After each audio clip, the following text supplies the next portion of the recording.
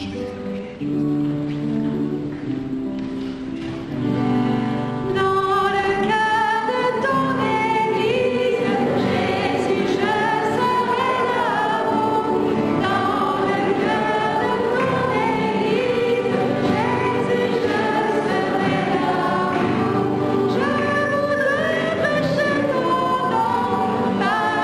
dans le monde entier et chanter que tu es bon.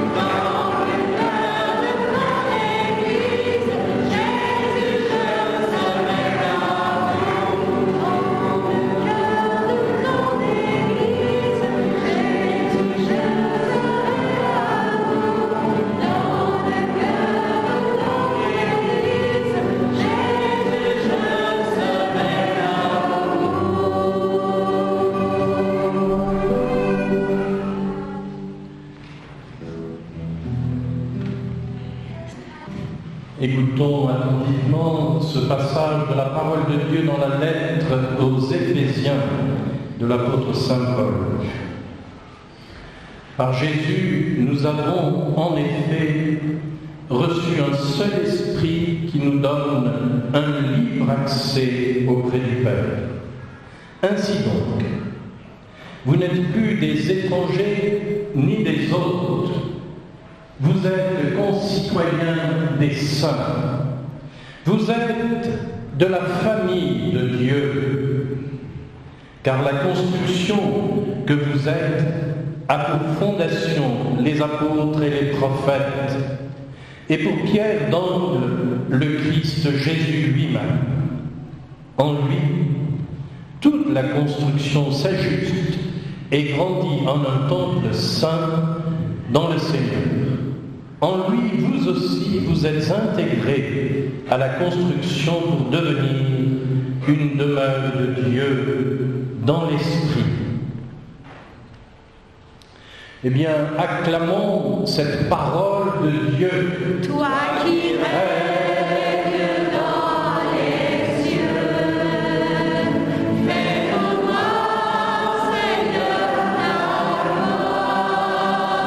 Nous chanterons tes louanges sur toute la terre. Toi qui règnes dans les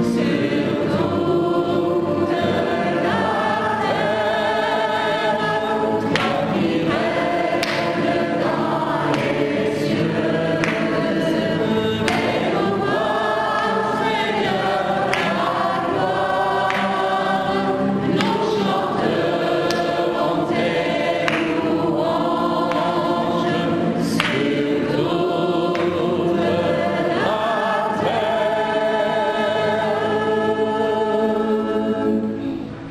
Amen. Asseyez-vous. En levant ma Bible, pour que nous acclamions la parole de Dieu, il y a une image qui est tombée. Thérèse. Alors c'est une image qui nous vient du Liban. Non, je ne meurs pas. J'entre dans la vie. Notre bonne Thérèse. Justement, cette parole nous met en communion étroite avec Thérèse. L'apôtre Paul nous dit que nous sommes concitoyens des saints. Nous sommes déjà dans les cieux. Est-ce que vous avez commencé de goûter à la vie du ciel si vous venez ici pour les pétales de rose?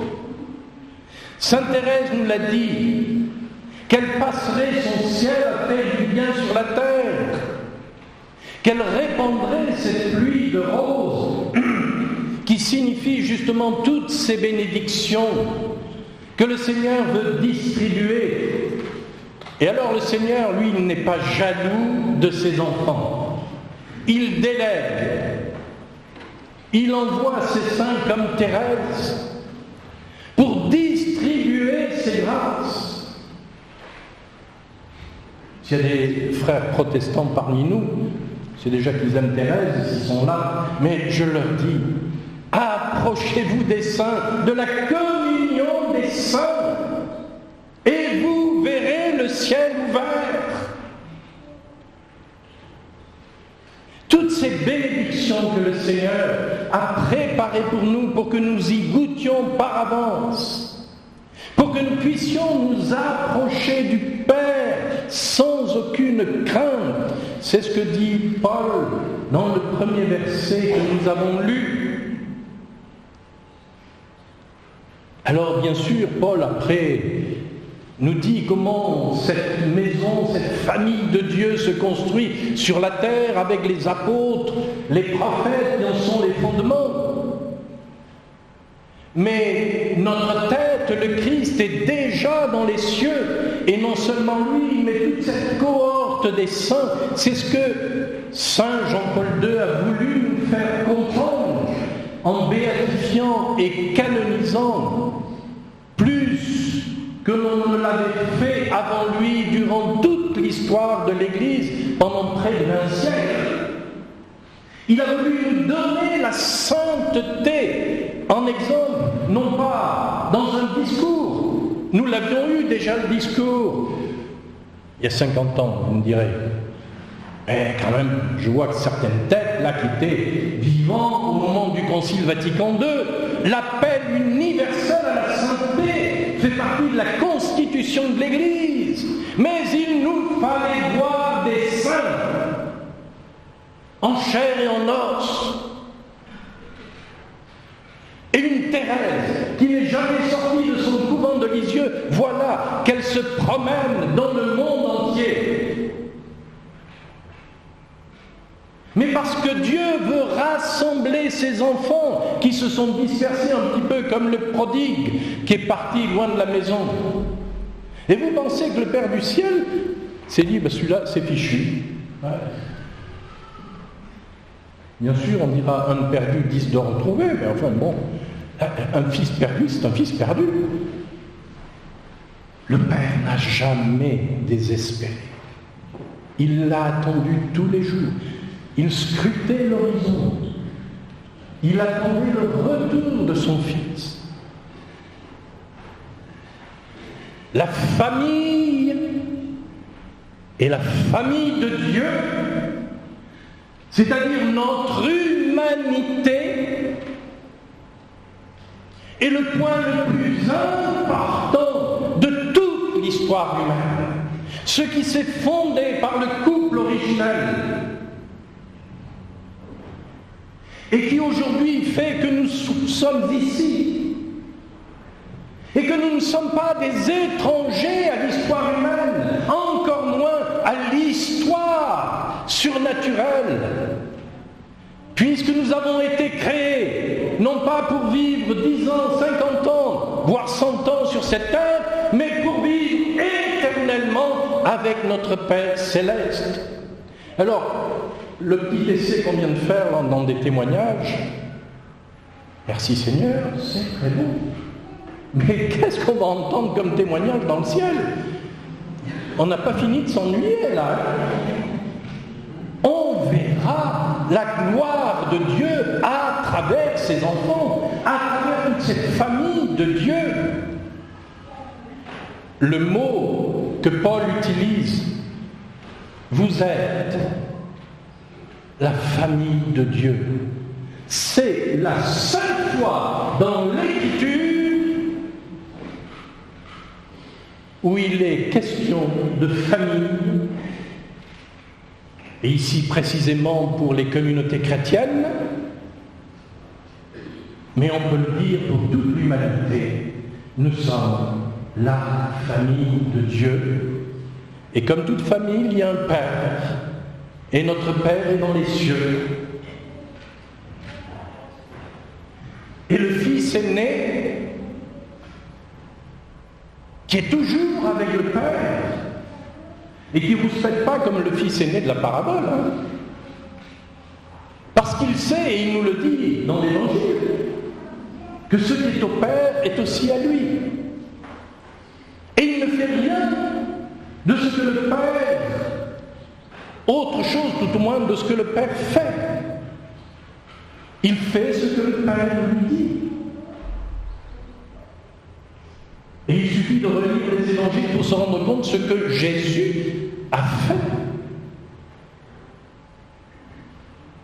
Et il nous a conduits jusqu'au royaume, jusqu'au ciel. Thérèse dit à propos de ses parents, dans une lettre qu'elle écrit à l'un de ses fils spirituels, Épiliaire, le bon Dieu m'a donné un père et une mère, plus dignes du ciel que de la terre. Ils demandèrent au Seigneur de leur donner beaucoup d'enfants et de les prendre pour lui. Ce désir fut exaucé. Thérèse voit au-delà des souffrances, des épreuves, des deuils. Ce désir fut exaucé. 4 petits anges s'envolèrent aux cieux. C'étaient tous des garçons, sauf une fille. Et les 5 enfants restés dans l'arène prirent Jésus pour époux. Ce fut avec un courage héroïque que mon Père, comme un nouvel Abraham, gravit 3 fois la montagne du Carmel pour immoler à Dieu ce qu'il avait de plus cher.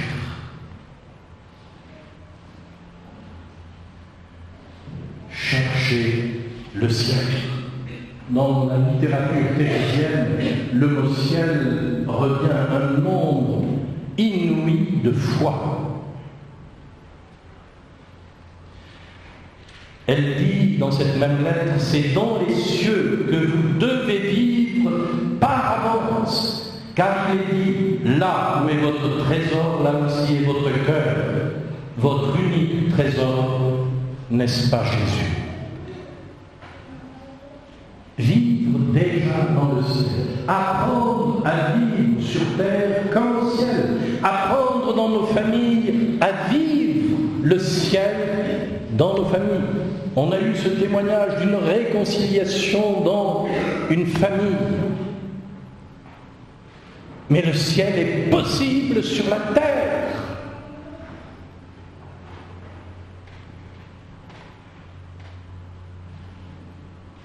Dans quelques jours, va s'ouvrir un synode sur la famille. Les reliques de Thérèse, pas celle-là, le grand reliquaire s'en va à Rome.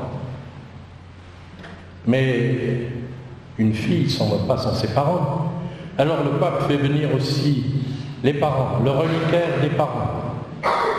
Et ce synode va commencer à Saint-Pierre autour de cette famille Martin, des parents et de Thérèse.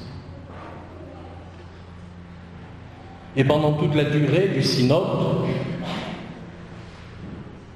nous tous qui ne faisons pas partie du synode, eh bien, ces 2 grands reliquaires seront déposés à Sainte-Marie-Majeure où tous les fidèles qui le voudront, toutes les familles qui le voudront, tous ceux qui croient que la famille est le lieu du ciel sur cette terre où Dieu veut se manifester, eh bien, elles pourront venir vénérer ces reliques, prier, comme nous le faisons ce soir, dans la certitude que le Père du ciel veut le bien de ses enfants, qu'il veut que l'amour circule entre nous dans la réconciliation, le pardon, que nous puissions prier les uns pour les autres afin d'être guéris, nous dit encore la parole.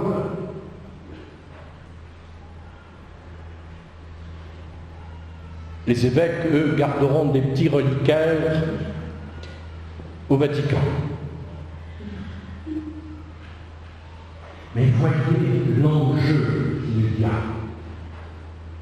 Thérèse parle à ce futur prêtre, l'abbé Billière, de l'importance de la famille. Elle lui donne comme exemple sa propre famille. C'est audacieux. Ce n'est pas orgueilleux. Nous devons croire que nous pouvons être, malgré toutes nos fragilités, nos faiblesses, et Dieu sait qu'il y en avait dans la famille de Thérèse. Mais qu'est-ce qui couvrait toutes ces fragilités et ces faiblesses? C'est l'amour que les membres de cette famille se portaient les uns aux autres. Et un amour qui conduit toujours plus loin. Et notre Père Céleste, qui veut nous rassembler, et qui nous rassemble déjà en Église, mais qui veut nous rassembler dans ces églises domestiques que sont chacune de nos familles, qui veut rassembler cette petite église domestique dans des églises plus larges que sont les paroisses, les communautés, jusqu'à la grande église universelle catholique qui rassemble tous les hommes qui veulent bien reconnaître Dieu pour leur Père. Et vous allez me dire, mais alors tous les autres qui sont dehors, est-ce que nous attendons et est-ce que nous prions pour qu'ils viennent dans la famille, qu'ils se reconnaissent comme étant de la famille, que le ciel puisse enfin s'établir sur la terre? Certes, il faudra une transformation telle que Dieu seul peut la réaliser dans la résurrection, dans cette nouvelle terre et ces nouveaux cieux. Mais si nous travaillons tout simplement, humblement, par cette petite voie dont parle Thérèse, alors nous construirons cette famille de Dieu. Car il s'agit d'une construction, nous rappelle saint Paul, et ça ne se fait pas n'importe comment. Comme toute construction, il faut un plan, il faut une rigueur.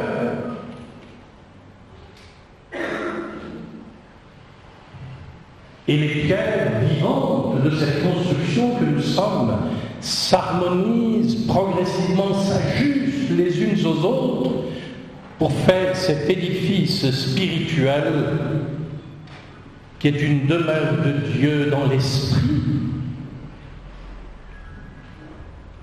Alors voyez-vous, et c'est bien ce que l'on perçoit dans les témoignages, souvent dans cette veillée pétale de rose, c'est que beaucoup d'exaucements, en fait,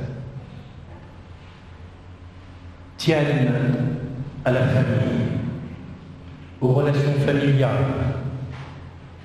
à un état de santé, à une demande de travail, à une demande d'exaucement pour rencontrer celui ou celle avec qui, justement, on pourra construire une famille. Eh bien, je voudrais vous encourager à demeurer dans cet objectif-là. Nous le savons bien aujourd'hui, le grand enjeu, et pas seulement en France, à cause des lois qui ont pu être votées, mais dans le monde entier, la famille est en danger. Et pourquoi? Parce que c'est l'œuvre de Dieu qui est combattue. Détruire la famille, c'est détruire l'humanité, c'est détruire la création. C'est enlever l'espérance du cœur des plus petits.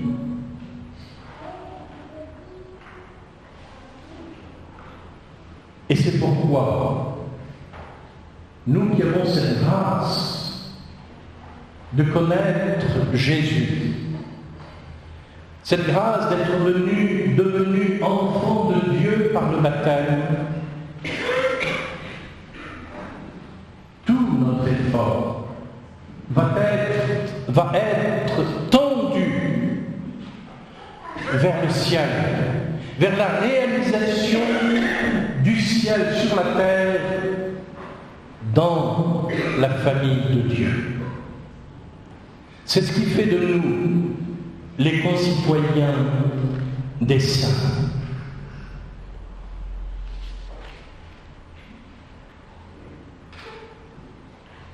Il est vrai, écrit Thérèse, que pour jouir de ces trésors, il faut s'humilier, reconnaître son néant. Et voilà ce que beaucoup d'âmes ne veulent pas faire. Mais, mon petit frère, il s'agit de l'abbé Billière, ce n'est pas ainsi que vous agissez. Aussi, la voie de la confiance simple et amoureuse est bien faite pour vous. La voie, le chemin de la confiance. C'est ce que nous dit Paul aux Galates. Je sais en qui j'ai mis ma confiance. En celui qui m'a aimé et s'est livré pour moi. Jésus, notre frère aîné, notre sauveur, qui nous a tellement aimés, si bien qu'à notre tour, nous pourrons aimer, nous aussi, jusqu'au bout, jusqu'à l'extrême de l'amour. Et croyez-le, Dieu s'occupe de tout, et les saints qu'il délègue, comme Thérèse et tant d'autres, quand on prie un saint, c'est que Dieu lui a donné une permission pour agir. Nous avons eu tout récemment le témoignage d'une guérison miraculeuse d'une personne qui était au bord de la mort et son épouse, le matin en rentrant, pensant peut-être trouver son mari décédé dans son lit, le voit en train de se raser dans la salle de bain. Il était donné pour mort. Et tout simplement, eh bien, quelqu'un a prié pour cette personne avec une image du père Populiesco, ce prêtre polonais qui a été tué par les services communistes en Pologne du temps de Solidarność dont il était aumônier. Croyons que les saints ont ce pouvoir de l'amour, l'autorité même de l'amour de Dieu. Ils en sont tellement remplis qu'ils ne peuvent agir que par amour, dans l'amour, avec l'amour, pour l'amour.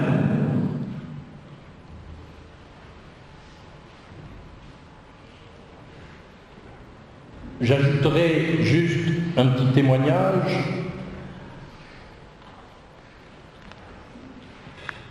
Parce que si je suis ici ce soir, eh bien c'est que Thérèse aussi a agi. Ça fait plusieurs années d'ailleurs que je lui demandais les mêmes choses. Je me demandais bien pourquoi l'exaucement tardait à venir. Mais bon, je changeais quelques petites intentions, mais je remettais souvent les mêmes choses. Et entre autres, je lui demandais, pour mon vieux papa de plus de 100 ans, d'être là au moment où il ferait le passage vers la vie et de faire en sorte même que ça ne traîne pas nécessairement très longtemps pour lui. D'autant que la communauté m'avait permis de me rapprocher de lui et je pouvais aller le voir assez fréquemment, étant à Pont-Saint-Esprit. Et je lui disais chaque fois que je m'absentais, eh bien, écoute, tu m'attends, je reviens, tu pars pas avant. Alors il était d'accord, on priait souvent ensemble.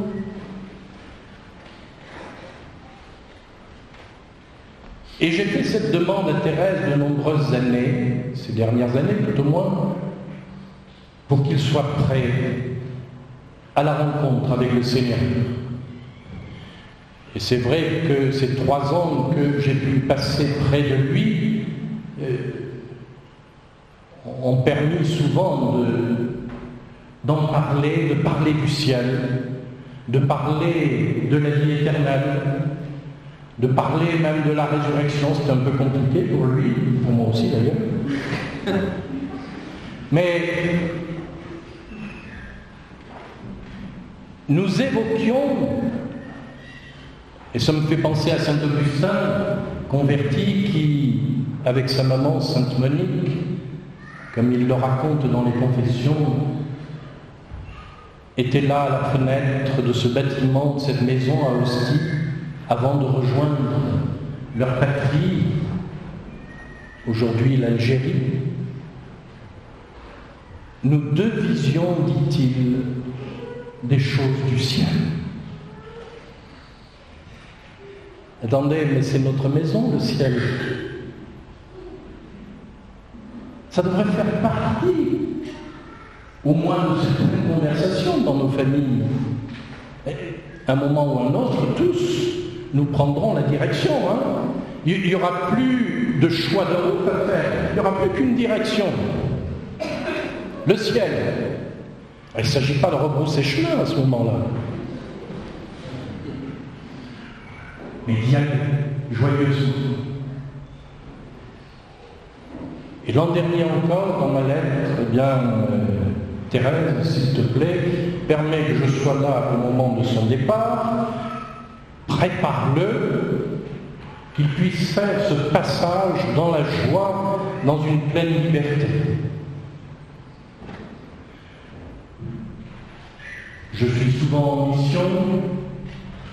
Là, j'étais parti entre autres à notre session organisée à Lourdes. Quand je suis rentré, je me trouvais fatigué, mais encore dans son fauteuil.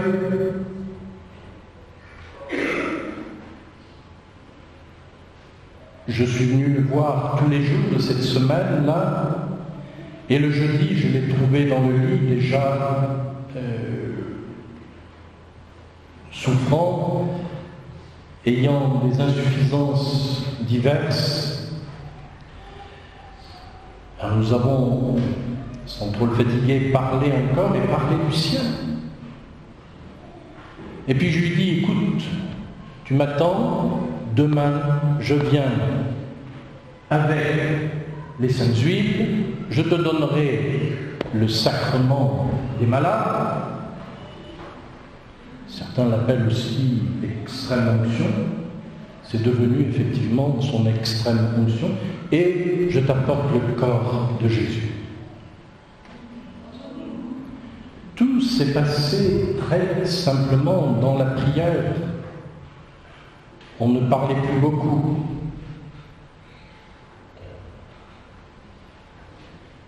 Et à un moment, je le voyais tendre sa main vers une croix. Alors j'essayais de regarder la croix, s'il y avait quelque chose. Nous ne nous sommes rien dit. Je l'ai laissé là, vers 6h ou 6h30 du soir. Je téléphonais encore un peu de temps après à l'infirmière, demander comment ça allait, il repose, dort.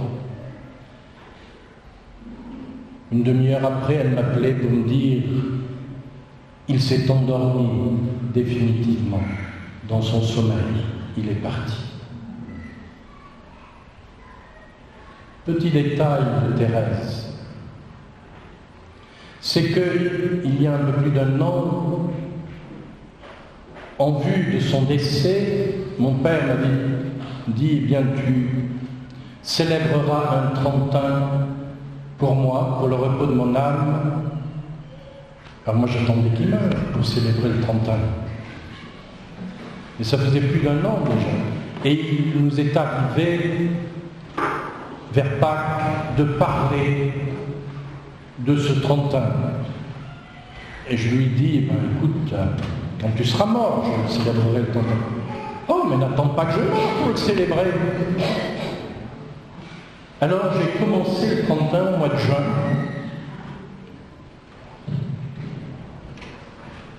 Il est mort l'avant-dernier jour du 31.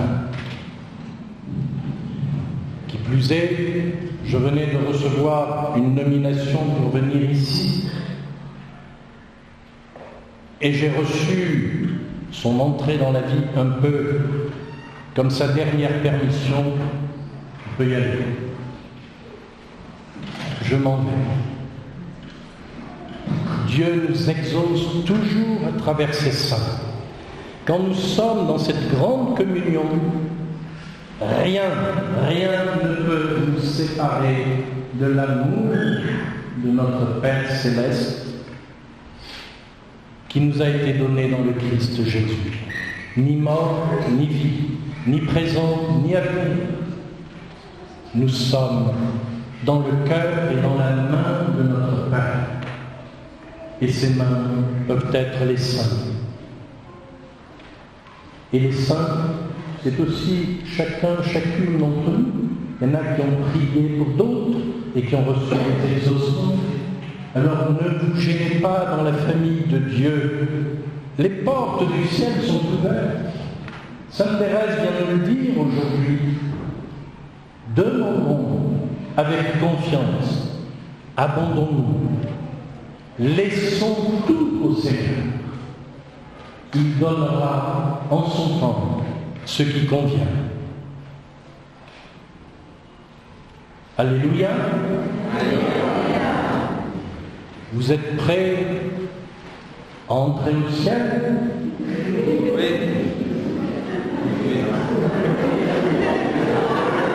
Le ciel est ici, hein?